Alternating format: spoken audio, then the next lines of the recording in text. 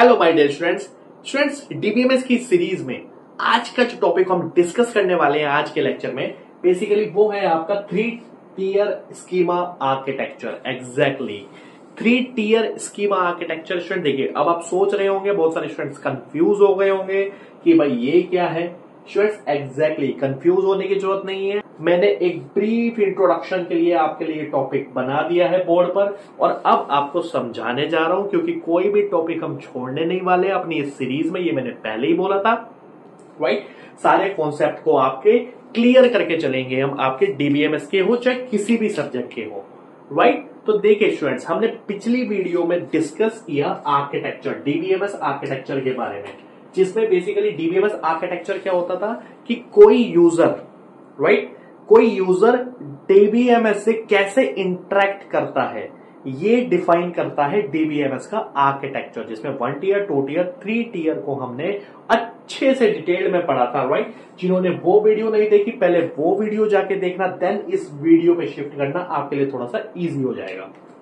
फिर एंड में मैंने बोला था 3 टियर आर्किटेक्चर में ही हम एक टॉपिक आता है 3 टियर स्कीमा आर्किटेक्चर, उसको हम डिटेल में डिस्कस करने वाले हैं स्टूडेंट्स आज के इस लेक्चर में। तो ध्यान से समझना स्टूडेंट्स, मेरे साथ बने रहना।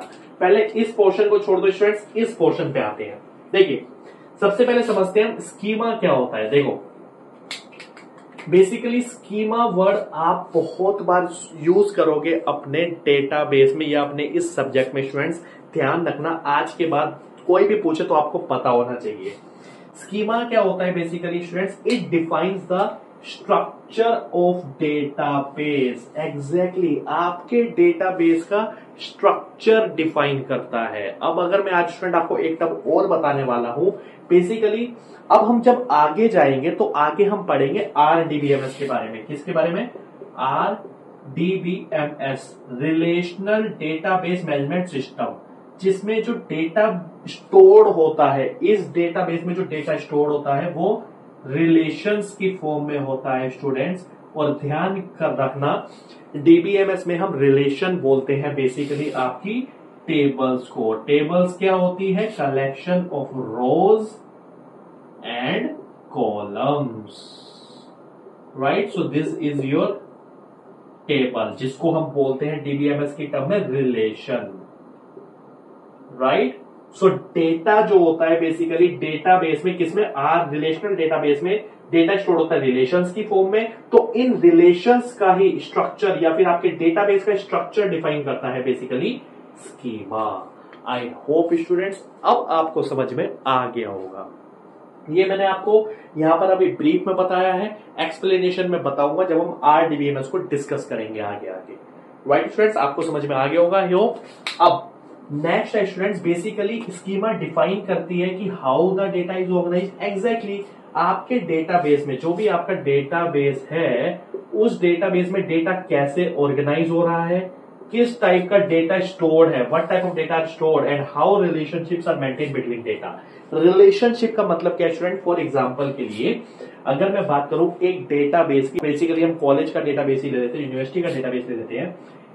एक फैकल्टी जो होता है, राइट, मल्टीपल डिपार्टमेंट में पढ़ा सकता है। फॉर एग्जांपल के लिए डिपार्टमेंट ऑफ कंप्यूटर साइंस और डिपार्टमेंट ऑफ आपका फॉर एग्जांपल के लिए बायोटेक्नोलॉजी में भी आपका कंप्यूटर साइंस बेसिक होता है, राइट। या फिर किसी और डिपार्टमेंट में भी जाके फैशन डिजाइनिंग में पढ़ाता है भाई, राइट, उसमें भी कंप्यूटर साइंस का बेसिक कंप्यूटर फंडामेंटल सब्जेक्ट होता है।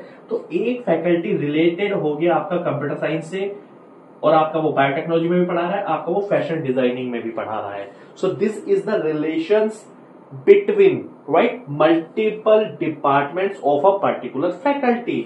सो इस रिलेशनशिप को भी डिस्क्राइब करता है आपका स्कीमा। आई होप स्टूडेंट्स बहुत अच्छे से आपको समझ में आ गया होगा, राइट। सो स्कीमा आपको क्लियर हुआ। अब स्कीमा के बाद स्टूडेंट्स आ जाओ इधर। बेसिकली डीबीएमएस में जो हमारे पास स्कीमा होता है वो 3 लेवल में होता है, 3 टाइप का होता है। पहला होता है एक्सटर्नल स्कीमा, ध्यान से समझना, बहुत अच्छे से समझा रहा हूं। दूसरा होता है कंसेप्चुअल स्कीमा, जिसको हम लॉजिकल स्कीमा भी बोलते हैं, राइट, लॉजिकल स्कीमा। और तीसरा होता है इंटरनल स्कीमा, राइट। देखो स्टूडेंट, जो एक्सटर्नल स्कीमा होता है बेसिकली इस पार्ट से जो ये व्यू, मैंने यहां पर व्यू लिखा हुआ है क्योंकि इससे इंटरेक्ट करता है कौन? यूजर। एंड यूजर का मतलब है हम लोग, राइट? आप लोग, स्टूडेंट हो गया, फैकल्टी हो गई, वो इंटरेक्ट करते हैं। यहां पर अगर मैं बना दूं यूजर, यूजर इंटरेक्ट करता है बेसिकली किससे? एक्सटर्नल स्कीमा से, राइट स्टूडेंट्स? फॉर एग्जाम्पल के लिए रियल वर्ल्ड एग्जाम्पल ले लेते हैं। यूजर इंटरेक्ट करता है अपनी ईआरपी से, राइट? ऐसे समझ लो आप। आपको अगर डेटा कोई अपनी अटेंडेंस देखनी है तो आप ईआरपी को एक्सेस करोगे, आप इसके अंदर एंटर नहीं कर सकते। समझ में आया students? Exactly. So external schema क्या होता है? जिससे एंड यूजर इंटरेक्ट करता है। आई होप स्टूडेंट्स क्लियर हो गया होगा। फिर आता है कंसेप्चुअल स्कीमा या फिर लॉजिकल स्कीमा। ये देखो, ये रहा conceptual schema, logical schema, right? ये क्या करता है स्टूडेंट? जितने भी डेटा होता है आपके डेटाबेस में और उसके बीच में जो रिलेशनशिप होती है उसको डिस्क्राइब करता है, राइट? और you can say what data are stored in the database and what are the relationship between that particular data. ये जो मैंने रिलेशनशिप बताई, क्या रिलेशनशिप है, राइट?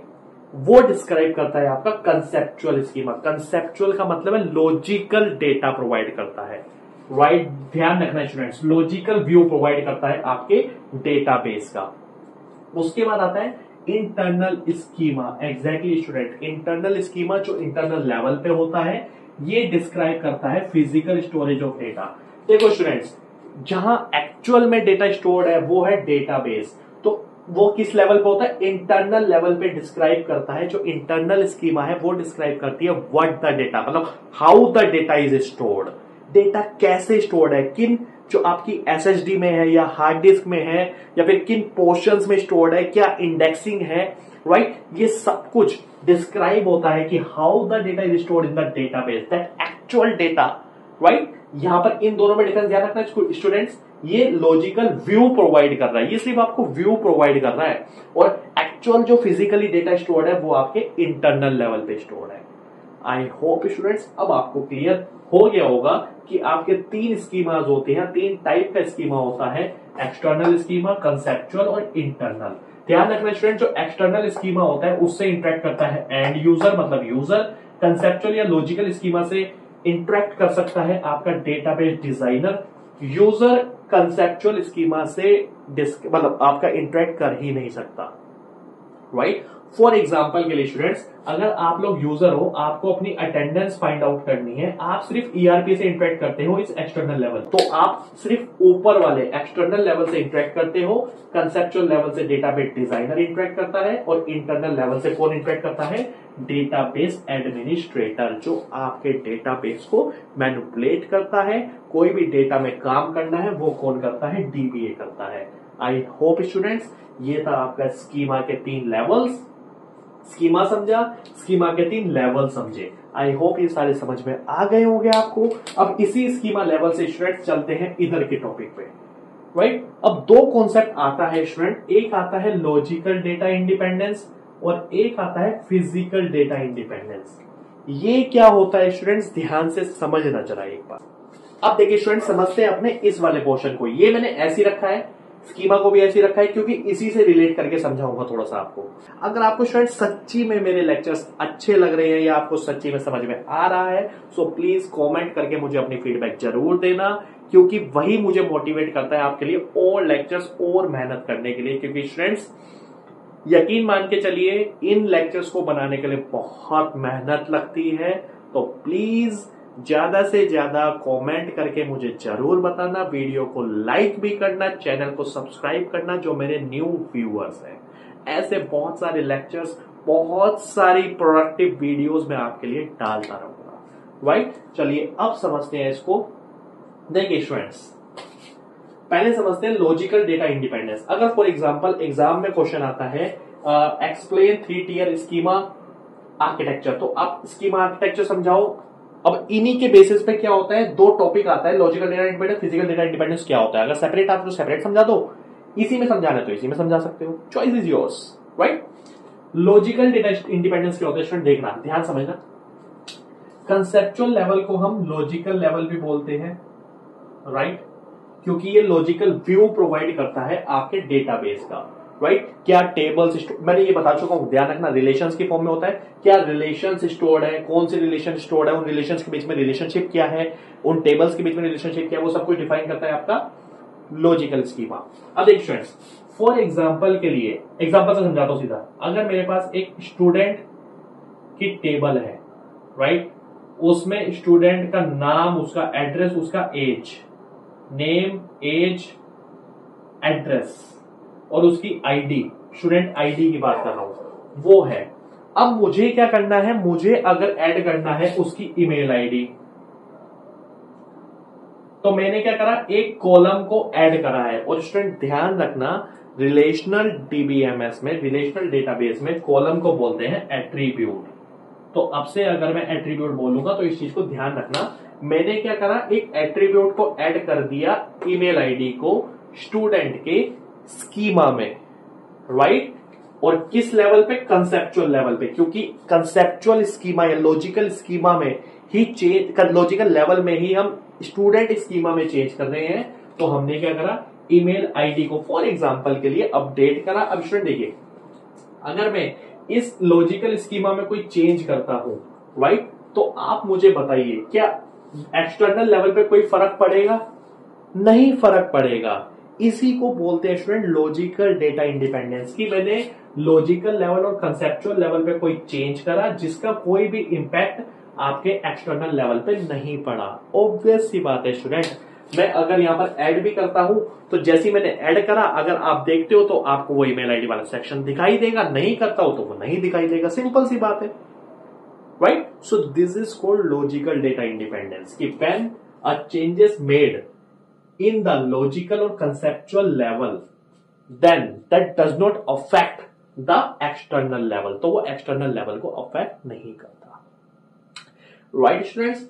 ऐसे ही फिजिकल डेटा इंडिपेंडेंस क्या होता है स्टूडेंट्स, अगर मैं कोई भी चेंजेस करता हूं फिजिकल लेवल पे आपके डेटाबेस में, यहां पर चेंज करने का मतलब है सीधा आपके डेटा में मैनिपुलेशन कर रहा हूं, आपके डेटाबेस में मैनिपुलेशन कर रहा हूं, राइट, तो वो इंपैक्ट नहीं करेगा आपके कंसेप्चुअल और लॉजिकल लेवल पे, right. That is called physical data independency, कि दोनों के बीच में डेटा इंडिपेंडेंसी है, और that is called physical data independency. For example के लिए स्टूडेंट्स, मान लो ये जो डेटाबेस है भाई, ये वाला डेटाबेस मेरा स्टोर है एसएसडी में, राइट। मैंने अपने डेटा को एसएसडी से शिफ्ट कर दिया हार्ड डिस्क में, राइट। अब मुझे बताओ, मैंने एज इट इज डेटा को शिफ्ट कर दिया। अब यहां पर जो डेटा थी, एक स्टूडेंट की स्कीमा थी, ये मैंने जो यहां पर बना रखी है स्टूडेंट की स्कीमा थी, राइट। क्या उस स्टूडेंट की स्कीमा में उसके सिर्फ लोकेशन चेंज करने से क्या कुछ चेंजेस होंगे स्टूडेंट की स्कीमा में?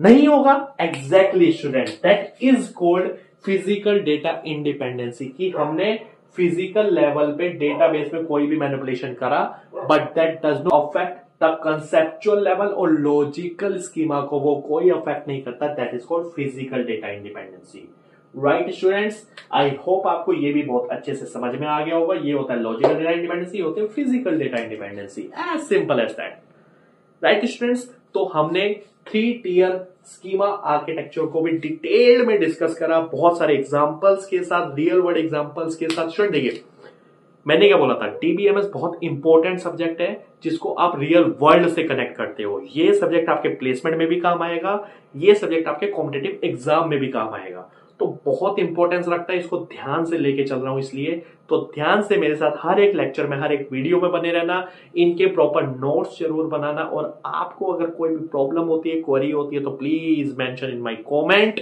और you can mail me on my mail ID which is mentioned in my bio section.